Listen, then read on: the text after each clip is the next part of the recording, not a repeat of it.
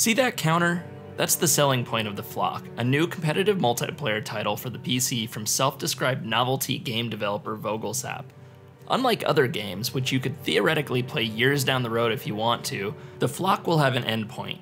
In-game deaths cause that counter to tick down. Once it hits 0, players will witness a grand finale and be left with nothing but memories of their time with The Flock. It's a neat idea, provided that the game delivers an experience that gamers will look back fondly on, or helps grow a community that makes the game special. So far, The Flock has failed on both counts. First, let's talk gameplay. The official description of The Flock talks all about the light artifact and the collector and the flock, but let's just jump right past the bullshit and call The Flock what it is: freeze tag. One player runs around with a flashlight or light artifact, and the others try to tag him while he searches out beacons, which give him points. If the player with the flashlight shines light on somebody while they're moving, they die. However, if they stand completely still, they petrify, meaning the light can't hurt them. So yeah, it's freeze tag. And you know what? That's not a bad idea for a game mechanic. But the problem with The Flock is that that's all there is.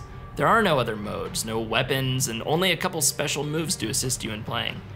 Each match feels exactly the same, and there are only 3 maps to try.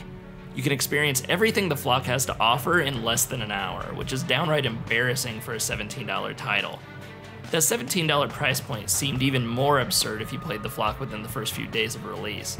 It had bugs galore with animation glitches, several string not found messages, and a ridiculous feature where if the game failed in matchmaking, it simply threw the player back into the tutorial level. No, Vogelsap, relearning the game mechanics isn't a decent alternative to actually playing the game. Things have been improving since launch, but perhaps not as much as they should have. It somehow took them 2 patches to even get full screen mode to work. This kind of broken functionality would be halfway acceptable had The Flock been an early access game, but Vogelsap claimed that The Flock was complete at launch. Plus, a game that will self-destruct after a certain number of deaths can't afford to spend part of that time broken. As you can imagine, the lack of gameplay variety and the myriad of bugs haven't exactly helped build a community or a worthwhile experience.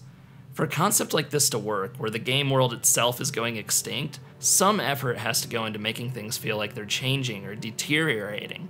The Flock is content to just let its repetitive gameplay continue until a number ticks down to 0. It's a gimmick without a game to back it up.